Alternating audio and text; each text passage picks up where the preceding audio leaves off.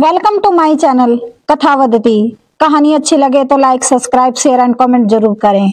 आज हम आपको ऐसी माँ के बारे में बताएंगे जिसने अपने सपनों को अपने बच्चे के भविष्य में देखा है, अपनी जिंदगी दांव पर लगा करके अपने बच्चे को जन्म देती है। लेकिन दोस्तों, कहानियां तो आपने बहुत सी सुनी होंगी, लेकिन कभी मन में विचार किया है कि आखिर हमारे अंदर बदलाव क्यों नहीं आया? क्यों आज माँ बाप लाचार हैं?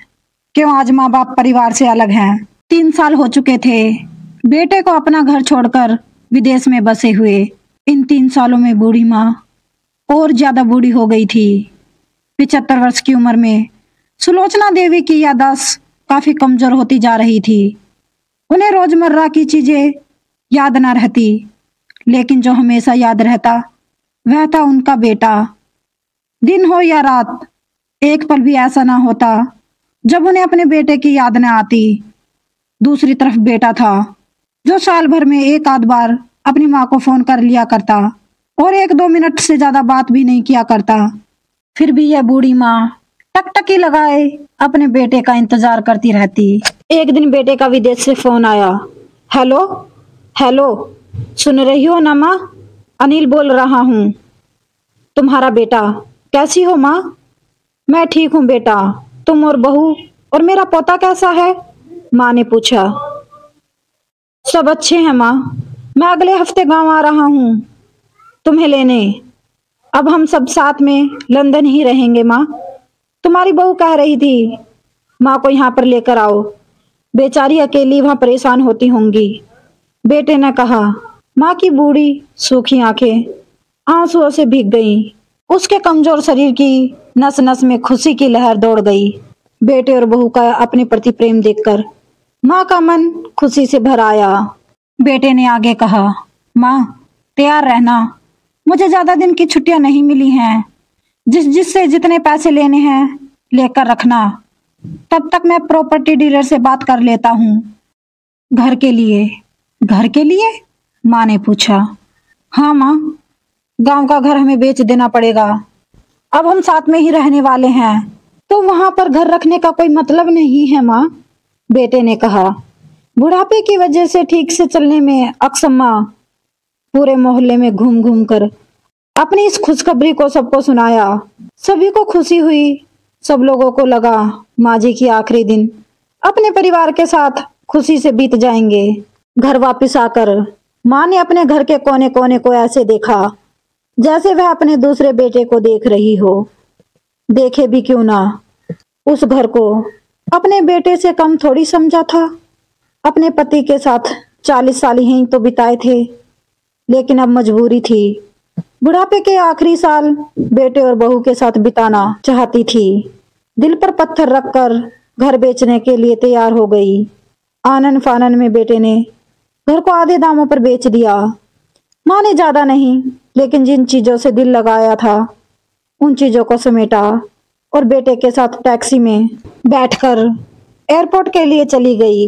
एयरपोर्ट पर आकर बेटे ने माँ से कहा, माँ तुम यहाँ बेंच पर बैठो, मैं सामान और बोर्डिंग पास की जांच करा कर आता हूँ।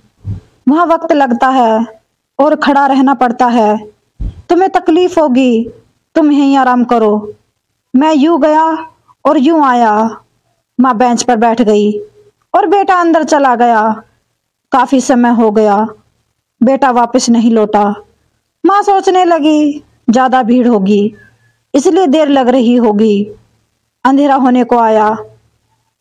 अब तो लोगों की चहलकदमी भी कम होने लगी थी। माँ को अब चिंता होने लगी।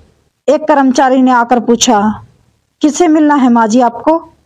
यहाँ पर क्यों बैठी हो? डरती हुई आवाज में सुलोचना देवी बोली, मेरा बेटा अंदर सामान की जांच कराने गया है, लंदन जा रहे हैं हम।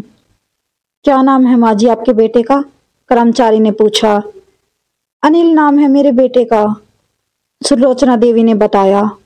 कर्मचारी अंदर गया और थोड़ी देर बाद बाहर लौटा।